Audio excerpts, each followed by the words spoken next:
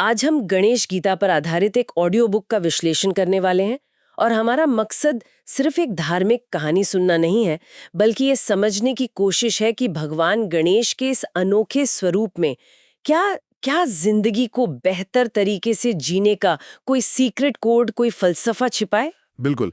और ये चर्चा पूजा पाठ या कर्मकांड के बारे में उतनी नहीं है जितनी ये मन के मैनेजमेंट और जिंदगी जीने की कला के बारे में है। स्रोत ये बताता है कि गणेश का पूरा स्वरूप ही एक तरह से समझिए इंसानी जिंदगी का यूजर मैनुअल है। यूजर मैनुअल, वाह। हाँ, उनका हर अंग, बड़ा सिर, छोटी आंखें, विशाल कान, टेढ़ी सूंड, यहाँ तक कि उनका वाहन भी, ये सब हमें कुछ बहुत गहरा सिखाता है। ये वो ज्ञान है जिसे सुनना नहीं बल्कि जिंदगी में घोल लेना है। तो फिर चलिए इसी यूजर मैनुअल के पहले पन्ने से शुरू करते हैं। गणेश का स्वरूप। स्रोत की सबसे दिलचस्प बात जो मुझे लगी वो ये है कि किसी भी मुश्किल को हल करने का पहला कदम कोई एक्शन लेना नहीं है, बल्कि अपनी सोच का दायरा बढ़ाना है।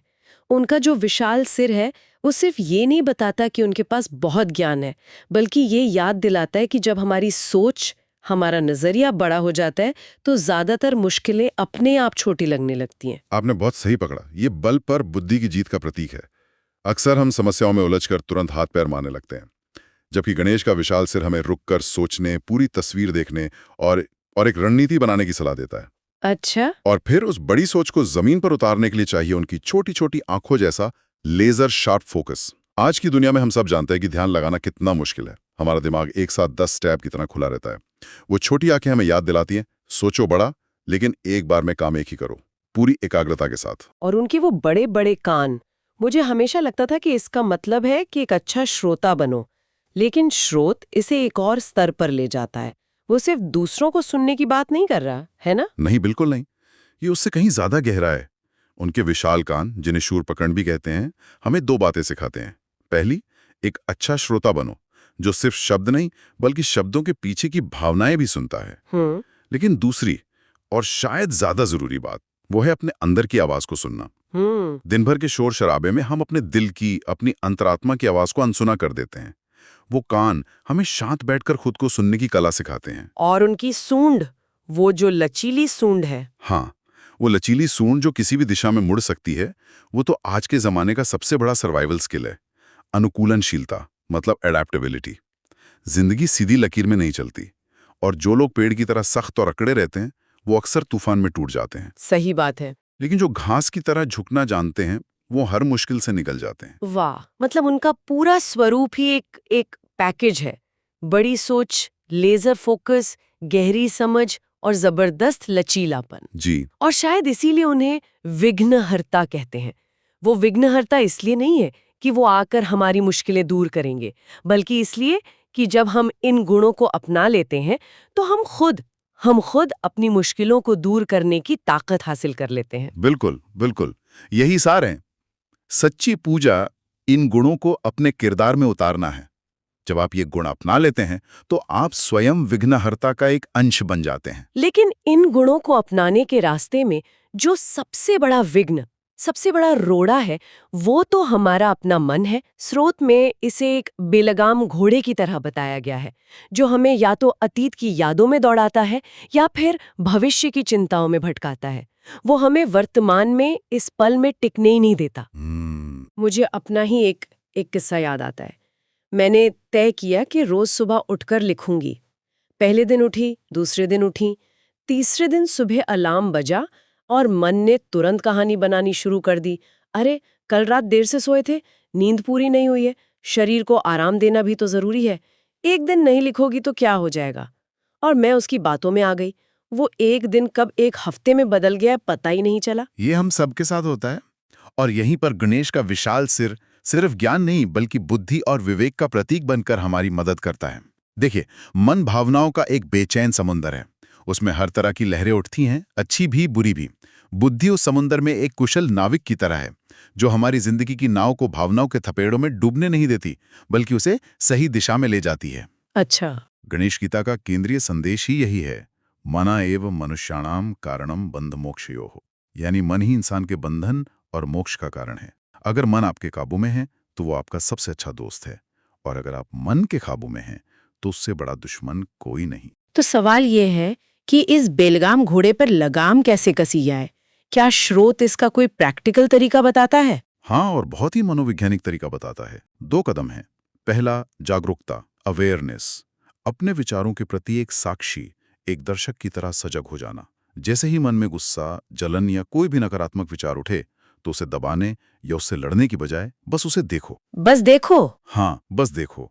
खुद से पूछो, ये विचार कहाँ से आ रहा है? इसकी जड़ क्या है? मनोविज्ञान भी यही कहता है कि जिस पल आप अपने विचार से थोड़ी दूरी बना लेते हैं, वो आप पर हावी होना बंद कर देता है। आप विचार नहीं हैं, आप विचार को देखने वाले हैं। ये सुनने में बहुत आसान लगता है, लेकिन असल में करना बहुत मुश्किल है। क्या सिर्फ देखने से काम चल जाएगा? नहीं, और इसीलिए दूसरा कदम है अभ्यास, प्रैक्टिस। जैसे एक पहलवान रोज कसरत करके अपने शरीर को मजबूत बनाता है, वैसे ही हमें ध्यान और प्राणायाम जैसी तकनीकों से अपने मन को रोज ट्रेनिंग देनी पड़ती है। ये मन की जिम है। मन की जिम। बिल्कुल।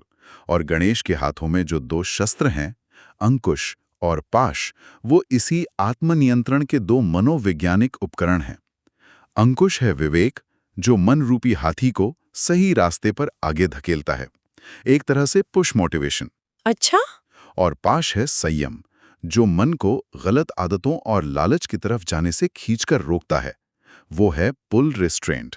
ये दोनों मिलकर ही मन को साधते हैं। ठीक है, तो मान लीजिए हमने जागरूकता और अभ्यास से मन रूपी घोड़े पर कुछ हद तक काबू पा लिया। अब इस जीती हुई ऊर्जा को, इस शक्ति को कहाँ लगाया जाए? बहुत अच्छा सवाल है। मतलब क्या सिर्फ फोकस करना जरूरी है या सही चीज पर फोकस करना जरूरी है? और इसका जवाब गणेश के एकदंत स्वरूप में छुपा है।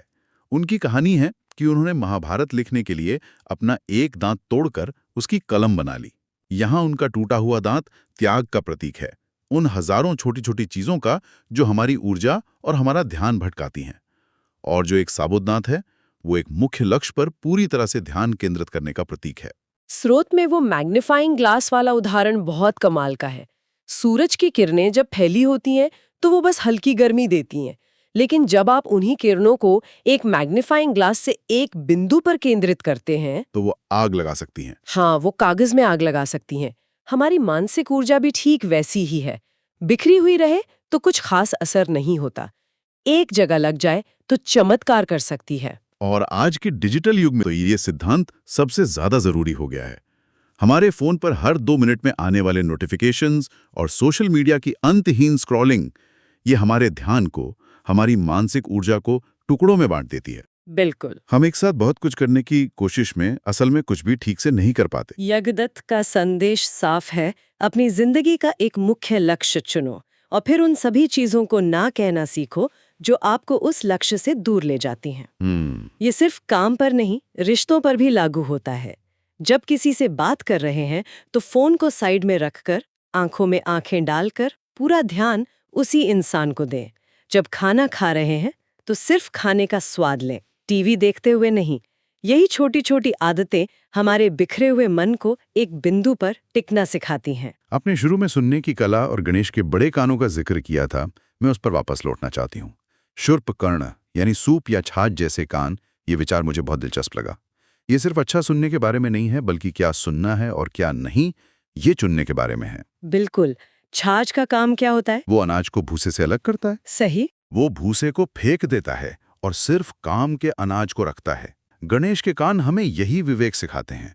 दुनिया में हर तरह की जानकारी, सलाह और राय का शोर है। सोशल मीडिया पर, न्यूज़ में, लोगों की बातों में हमें सुनना सब कुछ चाहिए, लेकिन अपने विवेक के छाछ का इस्तेमाल करके सिर्फ ज्ञान और सकारात्मकता को अंदर रखना है और बाकी की नकारात्मकता और व्यर्थ की बातों को भूसे की तरह बाहर कर देना है। अगर हर आलोचना, हर ताने को हम दिल से लगाकर बैठ जाएंगे तो आगे नहीं बढ़ पाएंगे। और ये जो अहंकार का विषय है, वो तो सबसे पेचीदा है। यहाँ एक बात मुझे हमेशा से थोड़ी अजीब लगती थी। इतने विशाल, इतने शक्तिशाली देवता ने अपने वाहन के तौर पर एक छोटे से चूहे को क्यों चुना? ये तो ताकत का कैसा मेल है। और यही इस प्रतीक की खूबसूरती है। स्रोत बताता है कि वो चूहा, वो मूषक, हमारे अंदर की अतृप्त इच्छाएं, डिजायर्स और हमारे अहंकार, हमारे ईगो का प्रतीक है। अच्छा। चूहे का स्वभाव क्या होता है? कुतरना। वो चुपचाप धीरे धीरे चीजों को खोखला कर देता है। ठीक इसी तरह हमारी कभी न खत्म होने वाली इच्छाएं और हमारा मैं का भाव हमारे मन की शांति को धीरे धीरे कुतरते रहते हैं। गणेश का उस चूहे पर सवारी करना इस बात का प्रतीक है कि उन्होंने अपने अहंकार और अपनी इच्छाओं पर पूरी तरह से विजय पा ली है। वो उनके मालिक हैं, गुलाम नहीं। ये विनम्रता का एक बहुत शक्तिशाली संदेश है।